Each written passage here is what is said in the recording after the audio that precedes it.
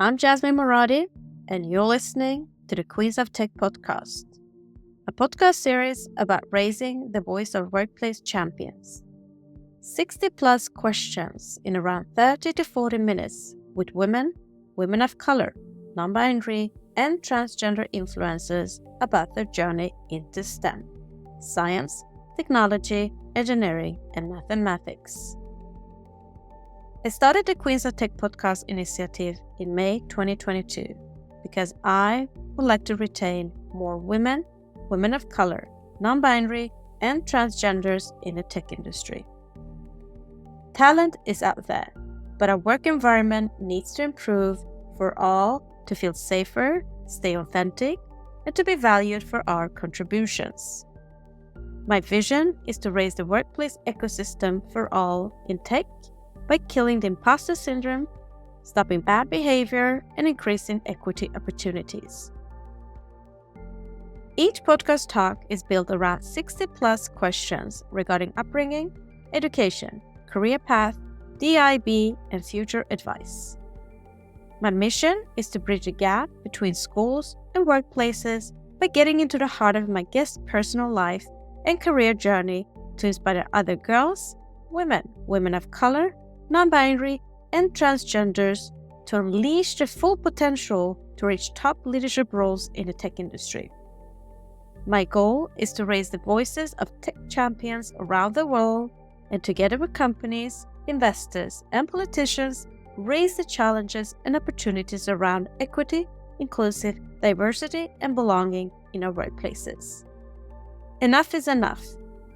I would like to enforce companies to build a sustainable, inclusive culture, to retain diverse talent so we keep the workforce power equity to continue building future diverse and inclusive products. Representation matters. Your voice matters. In this episode, I'm very excited to welcome my guest, tech queen Nina Mahmoudpour, investor at Type 1 Ventures. Salam, Nina. Hi, Jasmine. How are you? I'm great. I'm very happy to have you joining us all the way from California. How are you? I'm good. I'm very excited to be here. I know this has been a long time coming for us. It's an honor to have you. So let us dive into your journey into STEM. Hope you're ready for the Queens of Tech 60 plus question. Let's warm up with a few fun facts about you. How would you describe your personality in 3 hashtags? Kind, constructive, creative, and witty. How would you describe your life in 3 sentences or hashtag? My life is an exploration and constant challenging of my identity, my personal values, and really the world around me. I also think it's fun and full of adventure, and most importantly, it's filled with incredible people that I give my energy to, and they give me theirs in return. What kind of music stimulates and motivates you the most? I listen to a lot of different music, so it's hard to pick one genre, but the music that stimulates me has to be hip hop. What is your personal motto? By Samuel Beckett, and it goes, ever tried, ever failed. No matter, try again, fail better. I love this quote because it's just a reminder that failure can be and is often positive. And without it, we can't really achieve our greatest potential. Failure gives rise to success while building character. And by the way, Beckett was originally from Dublin. So when I hear this quote in my mind, it's in an Irish accent and it's 10 times better. What is your favorite book? Oof, these are tough questions, Jasmine. I'll pick my favorite from this past year. It's a book called The Stationery Shop by Marjan Kamali. And it's a really gripping and poignant story about lovers that lost their way after the Iranian Revolution. What is your favorite podcast? It depends on my mood. If I want to learn something, I'll put on The Drive by Peter Attia. If I'm feeling reflective, I'll do Jillian on Love by Jillian Tarekli. And if I just want to laugh and listen to outrageous hot takes, it's How Long Gone by Chris Black and Jason Stewart. Mac or PC? Mac. Say something interesting about you that most people don't know. I have a black belt in Taekwondo. What is your hidden talent? I have a pretty strong sense of navigation. So if I go somewhere once or if I'm taken somewhere once, I can usually get back on my own from my memory. And if you were going to write a book about your life, what would the title be? She's running late. Just kidding. I like one of everything because it relates to the kind of variety that I prioritize in my life and my experiences. And it's kind of a nod toward the curiosity and adventurousness that have been through lines in my life. That was so funny, Nina. Now, let us dig deeper. Our childhood has an effect on our adulthood. Our earliest experiences shape our belief about ourselves, others, and the world. Now, I want to discover your childhood. Where did you grow up? I was born in Iran. I left when I was 2 and then lived in Boston and Northern Virginia. What was your dream job as a child? How young are we talking, Jasmine? Because at one point I wanted to be a tree, but as a teen, I wanted to be an author or an actress. What was your favorite subject in school? Science and history. What was then your least favorite subject? It has to be math. I still don't get it, so if anyone could help me out, it would be much appreciated. I can help you out. I love math. Okay, great. And what is your earliest memory of technology and the arrival of the internet? Wow, I clearly remember the dial-up tone and AIM instant messenger, and I was often in after-school programs. My parents worked a lot, so I really remember Kid Pics. And which were the three first technology gadgets you owned? There was this mini music clip player called Hit Clips, which honestly needs to make a comeback. I remember having a Polaroid and also an iPod Nano. And I won't take up too much of our time on this theory I have, but I think TikTok is the modern Hit Clips because it's really just small sound bites of the best parts of the song. And who was your female role model growing up and why? Think I'd say my mom and my grandmother on my father's side. My mom has always taught me to love fearlessly and show others that you care, just to be fully human in all of your emotions, whether they're good or bad. And she always gives others the benefit of the doubt. My grandmother, I didn't unfortunately get to spend too much physical time with, but she was somewhat of a legend in her town and certainly in my family. She was the matriarch and was just an excellent judge of character. She was no bullshit. She was all intuition. And I think for that era and that environment for women in the Islamic Republic, she was a true trailblazer in her tenacity and her rejection of barriers. So beautiful and so inspiring. Then how do you think where you grew up and the school you went to and the generation you come from influenced your education and career choices? I'm lucky in that I grew up in pretty diverse schools, both in Boston and Virginia, which I'm grateful for. But as, immigrants and first gens, I think we often get stuck in a scarcity versus abundance mindset. And so oftentimes our career choices can be motivated by fear instead of our true passions and talents and interests. So let's dig into your career and education path. I'm going to read two quotes. First one, how does the universe expect me to choose a career path at 16? I can't even choose what I want for dinner. Second, Abraham Lincoln said, I quote, the best way to predict your future is to create it. Nina, I want to know the choices behind your career path. Where and what did you study at university? Those are both really excellent quotes. I studied international relations and political science at Virginia Commonwealth University, and then I went on to Georgetown for law school. Who and what influenced you to get into your choice in film? Because as an Iranian, I know there's only three choices: doctor, dentist, engineer. Yeah, to be honest, that's so true. I would say no one in my current field, which is something we may discuss more, but I just knew I wanted to be around founders and their creative energy and to work with a team that has a really big vision. Then what professional roles have you had before that led you to the current one? Lawyer, entrepreneur, startup operator, manager, and fundraiser. So what does Type 1 Ventures do? Type 1 is a VC firm that believes in an interplanetary future. And our vision is based on the Kardashev scale, which measures our progress towards becoming a type 1 civilization. In other words, a civilization that can harness all of the energy on our planet. More simply put, we are investing in companies and founders that we believe in that are, behind the technology that's very novel and cutting edge, that's truly going to progress humanity forward.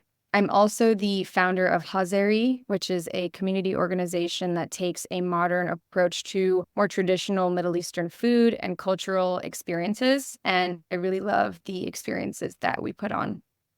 This one you founded. So what is your title on the other one? And what are your main responsibilities in both of the roles? I play a few different roles at Type 1, but I am an investor on the growth side of our business, and I also serve as chief of staff. At Hazeri, I am all different types of roles. I bussing food around sometimes. Other times I'm doing creative brainstorming. I'm connecting with our community of chefs here in Los Angeles and on the East Coast. I'll do whatever needs to be done to create those experiences.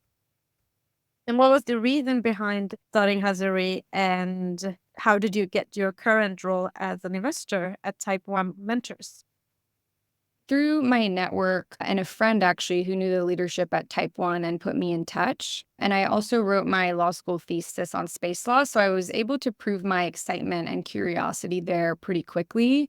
I started Hazari because I love bringing people together over food, over art. But of course, there's also a problem to be solved. I think we have this huge Iranian diaspora worldwide and specifically here in Los Angeles. But we often struggle to find a meaningful way to connect with others within our community and also with those that are just interested in our rich culture. I think hospitality really runs deep in our culture, and it's something that is kind of in our blood, and we see it since we're young.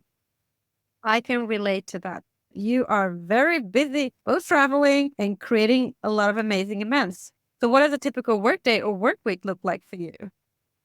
It honestly depends on the location.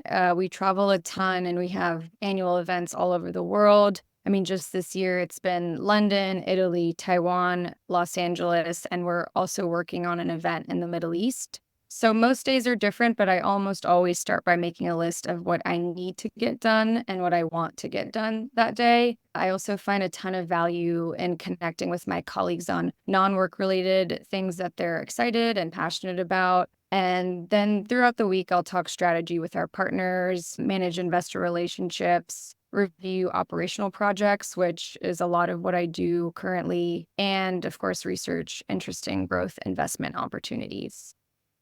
I love the quote, choose a job you love and you will never have to work a day in your life. So Nina, based on what you said, what do you love about your role? The ability and trust to dive deep on different initiatives or startups I believe in, the opportunity to create a united sense of culture throughout our firm, which is really important for us because we have members of our team that live in different cities and are in different time zones. And with Hazeri, I just love the energy and feedback and feeling that I get during the event. And, that moment where you look around and everyone's laughing and enjoying the experience and you know that it's all been worth it. And then what is the best experience you've had in your current role so far? Any examples? Yes, absolutely. I mean, I think investing in some of the biggest and most promising space technology we've seen to date, and this will ultimately allow us to make life here on Earth better as well. So I think that's just been a really notable experience.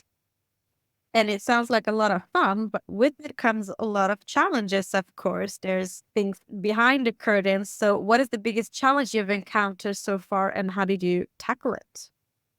I was one of the first employees at my previous startup. I started working there when I was 23 and didn't leave until I was 30. So joining this new team and embarking on this new role was a bit daunting at first. But I always remind myself that my experiences are fuel and the skills that brought me here are the same skills I can continue to rely on to get me towards the next goal. And what do you wish everybody understood about your role? That it's not like Shark Tank. And what is the one common myth about your professional field that you want to disapprove? That your resume needs to look a certain way to break into venture capital. If you look at mine, you'll quickly notice I'm very comfortable with a non-traditional path. And I think we need that diversity in thought in VC that can definitely translate from diversity of experience. And what do you love about working in the tech industry and with investments? I think when you combine passion with limited resources, you can get really innovative and fresh ideas. I love the novelty of tech, and I am obsessed with the feeling of true conviction, whether I feel it or I see it in others. As you can realize, I do love a lot of quotes. So here we have another one from Oprah Winfrey. I quote, think like a queen. A queen is not afraid to fail. Failure is not a stepping stone to greatness. And you were talking about failing is important. So what has by far been your biggest achievement in your career? Would say scaling a company from 5 people to over 500 and launching 8 cities during COVID. And what is the biggest factor that has helped you become successful? What are your success habits? Active listening and having a positive growth mindset. And how do you end up measuring your own performance at work, knowing that you're doing a great job? I really mean it when I say I love receiving feedback, prefer an ask over assume approach. But if I'm doing the one measuring, I try to zoom out to actual milestones that I set for myself and track my progress towards them. I think the saying is what gets measured gets done. But I think a milestone could be getting a raise. It could also be helping a colleague through a tough divorce or a tough time and being there for them. Your performance is ultimately a reflection of your value, and your value is much more holistic than just the results you achieve. And with the success comes failures. What would you say is the biggest failure in your career, and what did you end up learning from it? Lots of failed startup ideas with friends that, allowed me to learn so much about product market fit and timing. And more generally speaking, I think just trying to convince others through telling them versus showing them. What would you say is inspiring and motivate you the most in your role and career right now? We're at a pretty pivotal point at our firm, and we're elevating every aspect of the business. There are a lot of companies and founders on the other side of our current fundraise that really need and want our investment, whether it's monetary or non-monetary. And this motivates me and our team daily. On top of that, it's really inspiring to see the momentum behind the space tech and deep tech landscape breaking ahead and just getting more excitement and more mainstream as an investment frontier. That sounds so cool. Let us now jump into the influence of mentors, role models, champions, and sponsors. Role models can consciously or subconsciously be a powerful force in our lives. In addition, champions can stand up and advocate for us and open up the world of possibilities. Sponsors match emerging talent with leaders and influential employees who can help us move ahead in our careers. So, Nina, do you have a mentor, champion, or a sponsor today? I can't say that I have anyone specifically, and I think I have to take some accountability for that.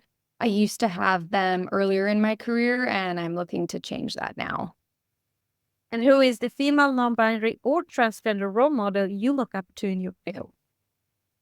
Moj Mahdara, she is an Iranian American queer entrepreneur, previously in the beauty space, and she's now the co-founder of Kinship Ventures alongside Gwyneth Paltrow. She's just an overall badass human who has real conviction behind everything she does. And history shows that it has been more common for men having mentors, champions, as sponsors in business than women. How important do you think is to have mentor, champion, or sponsor during one's career? Yeah, I think it can only be helpful to have a great way to reframe your challenges or roadblocks by gaining a new perspective, and a perspective at that of someone who wants the best for you and is motivated by your potential success. Now, let's move on to leadership. Adina Friedman, president and CEO of Nasdaq, said, I quote, empowering those around you to be heard and valued makes a difference between a leader who simply instructs and one who inspires. And Shirley Sandberg, ex-COO of Facebook, said, I quote, leadership is about making others better as a result of your presence and making sure that the impact lasts in your absence. So, Nina, what does leadership mean to you? Leadership means a lot of things, but I believe it always comes back to integrity. And what do you consider a good versus a bad leader? A good leader can lead by example, and that's a way they can earn respect. They've mastered the art of aligning others' goals with the greater company's goals in a way that is mutually beneficial. Whereas I think a bad leader can feel hollow. You feel like their actions don't align with their words, and maybe they're exploitive or transactional with their work relationships. Just overall authenticity is hard to fake because it's backed by true confidence and a belief in yourself. And oftentimes, bad leaders just come across as inauthentic. And how would you describe yourself as a leader? Adaptable, meticulous, positive, and conscientious. If you share your truth with me, I will honor it and I will always do my best to help in any way.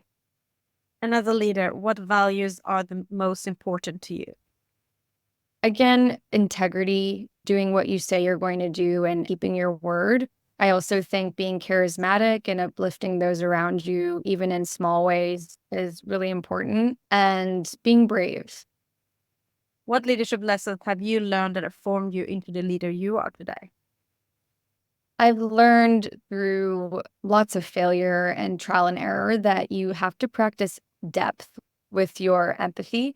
So it's not as easy as just listening to your team members' aspirations or their issues. You need to really understand questions along the way that allow you to understand what motivates them. So oftentimes it can be money or prestige. Maybe it's work-life balance or autonomy. It can be a combination of these as well, but you always want to see the multitude of layers and others so that you can effectively motivate them to a solution that gets both of us closer to achieving our goals. And another good reminder for me is that leadership can be lateral. There's enough success to go around for everyone, and it's really important to lift up your peers and celebrate their wins as well. And what would you say are your three strengths and three weaknesses? My three strengths, I would say, are thoughtfulness, intuition, and grit. And my weaknesses are attention span, sometimes self-doubt, and impatience. Let us now jump into the hottest topic in business today, workplace culture, unlocking the power of diversity, equity, inclusion, and belonging. So, Nina, what does diversity, equity, inclusion, and belonging mean to you personally?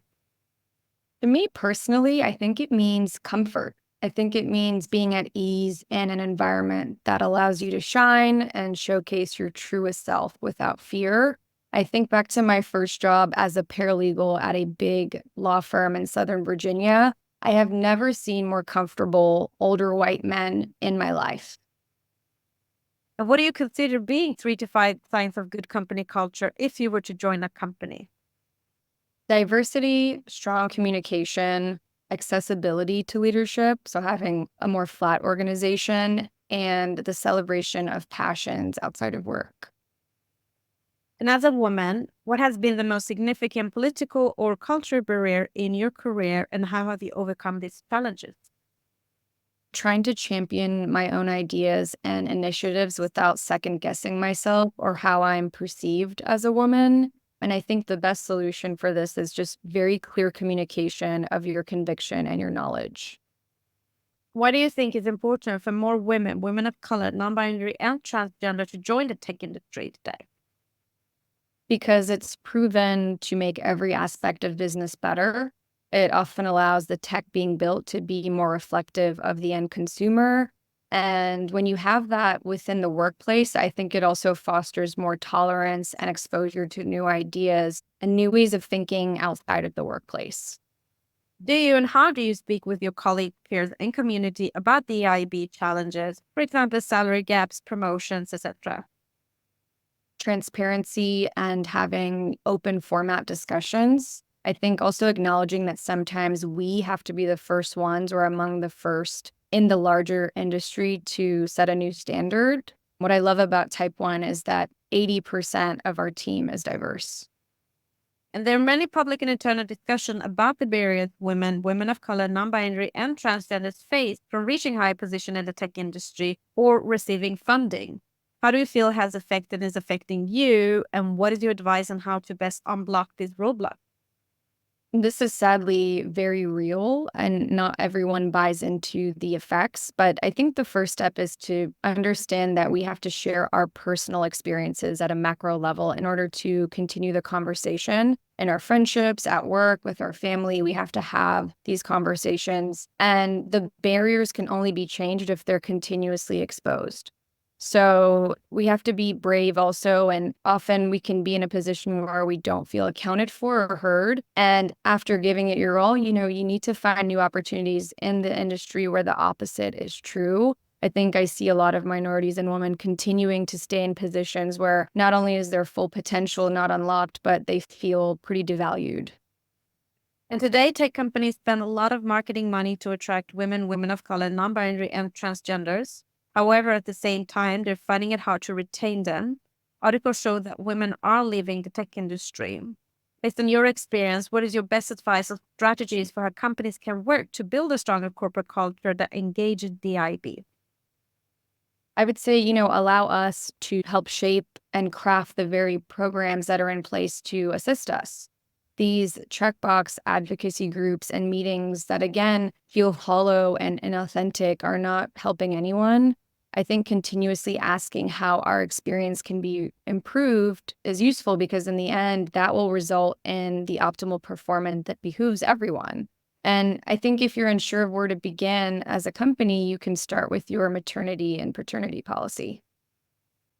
What would you say are the few factors of challenges of implementing a DIB culture in a workplace in a tech industry today, even though there's a lot of programs going on?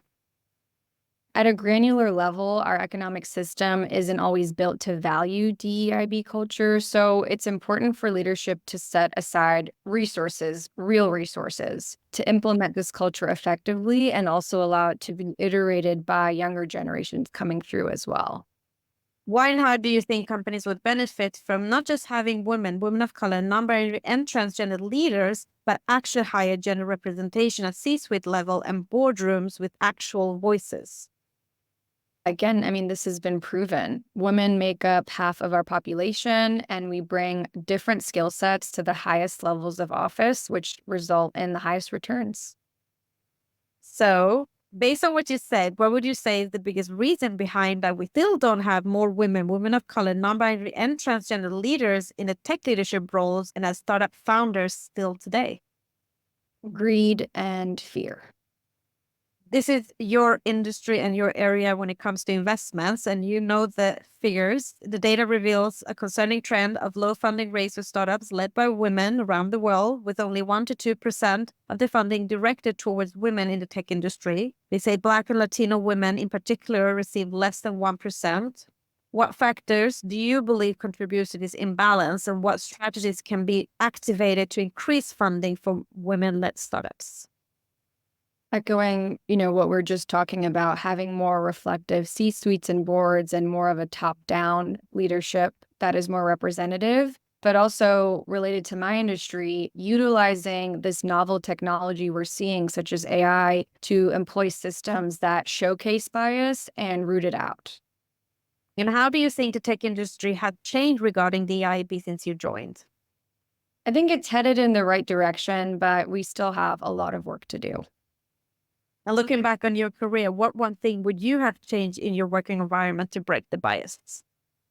Think to speak up more and to prioritize these types of conversations and the type of communication around these topics, and to take a proactive versus reactive approach. And looking forward, Nina, what will you do as a leader beyond of being a representative and a beautiful role model for women in investment to improve the bias for the next generation of women, women of color, non-binary, and transgenders in tech? I think real incentives have to be made that will benefit leaders and advocates alike in the tech space that will allow for cooperation toward the same goals. Let us move on to another hot topic in business today, Nina, which is work-life balance and mental health. With what you have been explaining, you have without a doubt a busy lifestyle, especially traveling a lot. How do you take care of yourself to maintain good mental health? Exercising, spending time outdoors, and spending time with friends and family. Sometimes you have those days. I know for me, I have days where I know the only cure is to laugh really, really hard with someone I love. Have you ever experienced burnout? Yes, I did, but I did not tackle it well. I pretended that I wasn't burnt out, but burnout works even harder than the person being burned. So eventually I had to communicate my boundaries and kind of voice my concerns. With personal passions like Hazeri, for me, it's even more important to be in touch with that balance because you can really overwork yourself when you're working in a silo. And one of the best reminders I've heard is it's supposed to be fun. What is your advice on how companies can create a more mentally healthy workplace in the new now? Post open and safe format spaces for everyone's thoughts to be heard and consistently doing that. Pay people more. Seriously, I think, we've never been paid less as a society and we have a growing wealth gap. You will be amazed at what fair compensation can do for people's mental health and creating a company culture that involves giving back to the communities where your employees actually live and hail from. What motivates you every day to get out of bed, Nina? The possibility of living on another planet. Ooh. Now, let us wrap up with a few words of wisdom and a piece of advice for our listeners. What is the best piece of advice you've been given that has helped you during setbacks in your role and career? This is actually romantic advice that I've extrapolated into work advice, but it's the idea of love first, leave first. So really give it your all, immerse yourself and try your very best. But if you notice that it's not working after you've given your full effort, don't be afraid to leave. And then what is the worst advice you ever been given and how did you tackle that? Lead with fear. I can't stand it and it's never been in my nature. And I didn't really tackle it. I just didn't do it. I think when there's a disparity between who you are at work and who you are outside of work, that disparity can really result in an authenticity that can affect the progress that you want to make. And you are so intelligent and skilled. Is there something you wish you would have known or a skill you wish you had when starting out in the tech industry?